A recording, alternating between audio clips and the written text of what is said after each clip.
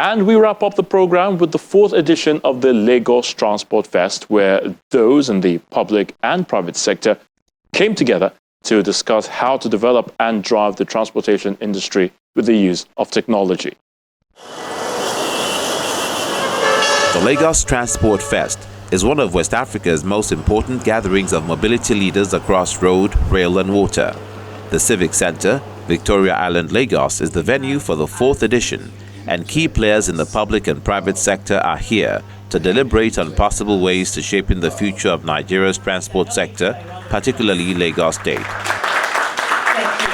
Just before the discussion kicks off, the State Commissioner for Transportation and one of his partners provides insight about the transport conference. What Lagos State is doing right now is responding to the enormous immigration people coming into Lagos. A lot of people are living in the north, etc. And so we have to find a creative way, and that's where technology comes in. Let's put our head together and then see how we can solve this problem. It is our problem, it is not just government, it is our problem. So when I hear, oh God, what is government doing about it? What are you doing about it also? It is us. And so let's adopt that mindset where, we have a forum like this, we're here to discuss, okay, what can I do? I have this idea, I want government to listen to it. Let's all come together and let's solve this problem. There is quite need for us to expand the options for the transport sector in Nigeria, and of course with key focus on Lagos. So this has spurred us into the idea of ensuring that there is much more platform to speak from the rail and of course water options. There is quite a lot of work within Nigeria's railway industry right now, and of course Lagos State is equally preparing to launch theirs and stuff like that. Abuja, Kaduna. So, and usage of this platform, there have been quite a number of challenges across them. So it is important for us to provide an opportunity like this for industry leaders to expand key discussions on them and of course prefer solutions to the issues that are facing the industry at large. Then a panel session sets the tone of the event, thereby providing an opportunity for the Lagos State government to listen to stakeholders in the transport sector and how the use of technology is driving the marketplace. Also live in Lagos today is something we call Uber X Share.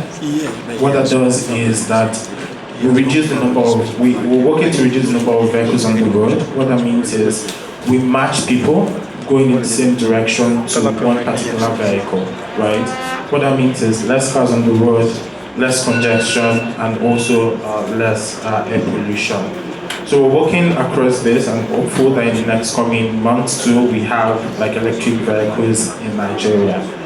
But to get that to a successful place, I think there are 3 things we have to consider. Number 1 is the infrastructure bit of it. Number 2 is technology, and number 3 is the people part of it. Technology, I think we have that in partnership with some of the companies here. But the infrastructure bit, I think that we still have a long way to go there. The infrastructure to be able to build technology on top of it. So there's an infrastructure problem across board. A lot of these operators need cash at hand daily because, for instance, they need to pay their drivers at the point of departure. They need to give drivers money to buy fuel on the way. Not many fuel stations, as much as in Lagos we see fuel stations using POSs. But when you think of traveling cross country, not many fuel stations actually have this service. So you actually need cash. Some of them need cash for when their cars break down and they need to stop at a mechanic workshop. So there's fundamentally an infrastructure problem across different sectors that now come together. So I think one way we can kind of look at it is, so a solution like ours, we are digitizing business operations for these operators. They're able to see, it brings in transparency, right? So transparency helps them to plan ahead, and this planning kind of takes away the need for cash at hand at the point of departure, right? Maybe your customers have booked their tickets ahead and you now have money to facilitate the business operations for the day. Maybe we can partner with DriveMe, for instance, and drivers don't need to be paid in the morning of the day of departure. Maybe we partner with AutoCheck, so cars are in better conditions and then they don't break down along the way. So I think fundamentally the technology is there, but tech is good to democratize, but tech can't solve everything. So I think, yeah, these synergies is one way to look at it, to bring in solutions, but then fundamentally, the infrastructure which companies like ours is already building and developing the technology for the operators also helps to facilitate moving towards a cashless Nigeria. Those in charge of the State Waterways Authority and the State Metropolitan Area Transport Authority highlight steps taken by the government in the area of multimodal integrated transport system. We're looking at, obviously, the various modes that we have. Everybody must know now that Lagos State is in the process of building 2 of its rail lines. Within the Strategic Transport Master Plan, we have 6 rail lines and 1 monorail. Out of those 6, we have started to implement 2 of them, the blue line and the red line. The blue line goes, the whole of the blue line goes from Okumaiko to Marina. But as any rail line, and I keep saying this, we're starting with the first phase, and that is from Mile 2 to Marina. That will be, from an infrastructural perspective, be ready by the end of this year. From an operational perspective, passenger operation that is, will be ready by the end of the first quarter of next year.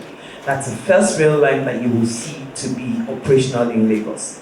That one will have stations from Mile 2, Alaba, Igomu, National Theatre, and Marina. The buses that we have the BRTs which travel on dedicated lanes, we have the standard routes which travel mid-traffic and miss traffic and ensures that we move various routes, and then we have the first and last mile buses which will take you from your home or your destination to any terminals, bus ferries, rail stations, such that you can be comfortable. I know because I suffer from it. I'd love to be able to sit on a bus, on a train. But when I know that a portion of my journey will not be covered by public transport, I am discouraged. But the way Lagos is moving, it will now become very easy for you to do all of your journeys with public transportation because of this intermodal integrated transport system. What we've been doing at the Waterphobia, we started to carry a lot more awareness and sensitization programs and make people to understand, because I think you mentioned about road transportation probably being the safest, but research will tell you water transportation is actually the safest. And that's because obviously it's not like you have regularly that boats are running into each other, and in case of any emergency, the worst that would happen is that you have to get into the water, which is why the importance of the life jackets. I know if you go abroad, you probably see that they keep the life jackets under the seats. Unfortunately, here we wear life jackets to keep us safe, and it will keep you for as long as 20-24 hours, which by then, of course, rescue will have gotten to you. And one of the things we've been able to do as well is to also shorten our response time to emergencies. This we've been able to do as well through technology.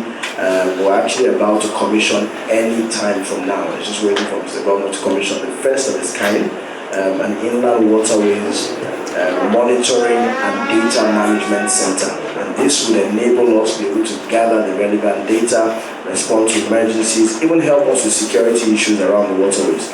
The Lagos Transport Fest is a veritable platform that every stakeholder in the sector looks forward to share ideas. Conclusions reached at this conference will help build a better transport sector for Lagos State and Nigeria.